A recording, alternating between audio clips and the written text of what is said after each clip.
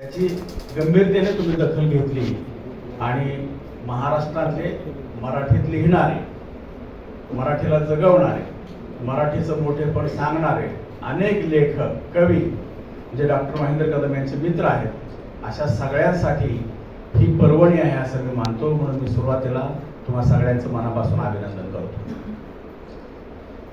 आदरणीय दादांच्या बद्दल मी काय बोलायचं, याचं कारण असं की गेल्या 40 वर्षांपासून मी त्यांना अतिशय चांगलं जवळून पाहतो आहे, त्याचं निरीक्षण करतो आहे, त्यांच्या सहवासातही आहे. आणि मला नेहमी असं वाटत आलेलं आहे की कमी बोलून जास्त काम कसं करता येऊ शकेल, लोकांचे प्रश्न हे आपलेच प्रश्न आहेत असं समजून ते कसे सोडवता येतील, आणि या सगळ्या प्रश्नांची सोडवणूक करण्यासाठी आपल्याला आपला सगळा वेळ, आपलं सगळं स्वास्थ्य कसं त्याला समर्पित करता येऊ शकेल याचा आदर्श म्हणून मी आदरणीय दादांकडे पाहतो. प्रकृतीची जी काही हेळसांड झाली त्याचं एकच महत्त्वाचं कारण म्हणजे कामामध्ये इतके ते मग्न झाले की त्यांनी कशाचंही भान राखलं नाही. मित्रांनो, एक गोष्ट लक्षात ठेवा, राजकारण करणं ही सध्याच्या जगातली सगळ्यात अवघड कसोटी आहे. बाकीच्या सगळ्या परीक्षांचा अभ्यासक्रम ठरलेला असतो, त्याची परीक्षा असते, त्याचे पेपर असतात, विशिष्ट काळानंतर आपल्याला ती परीक्षा देता येते, त्याच्यामध्ये गुण प्राप्त करून घेता येतात. पण ज्याचं काहीच ठरलेलं नाही तरी सगळं ठरलेलं आहे, अशा क्षेत्रामध्ये 40-40 वर्ष काम करणे ही फार कठीण गोष्ट आहे. काम करणाऱ्या माणसाला ध्यास किती असावा याचं फक्त एक उदाहरण सांगून मी माझ्या व्याख्यानाकडे वळतो. दादांचं परवा जे ऑपरेशन झालेलं होतं हैदराबाद, आणि त्यावेळेला आदरणीय आमदार संजय मामा शिंदे त्यांना भेटायला गेले.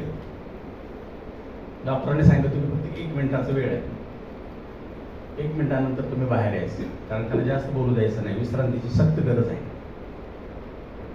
मामा आत गेल्यानंतर दादांनी त्यांना कोणता प्रश्न विचारला असेल,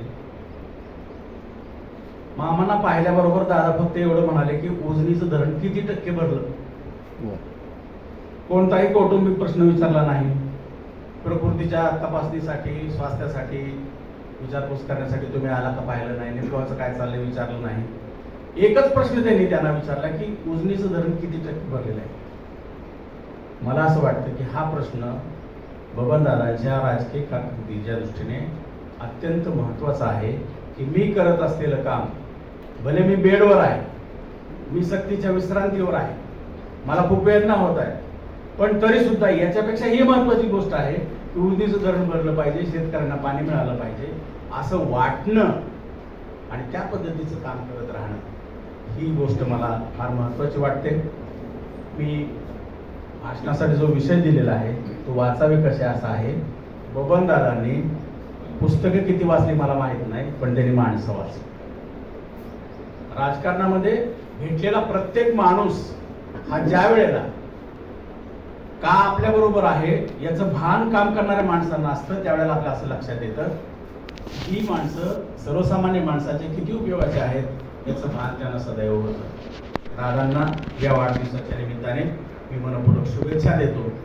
त्यांची प्रकृती चांगली हो, त्यांना चांगलं काम करता येवो, आणि आज जे भैया साहेबांना त्यांचं मार्गदर्शन मिळतं आहे त्या मार्गदर्शनाचा लाभ सगळ्यांना हो, एवढीच या ठिकाणी मी इच्छा व्यक्त करतो आणि मी माझ्या व्याख्यानाकडे वळतो.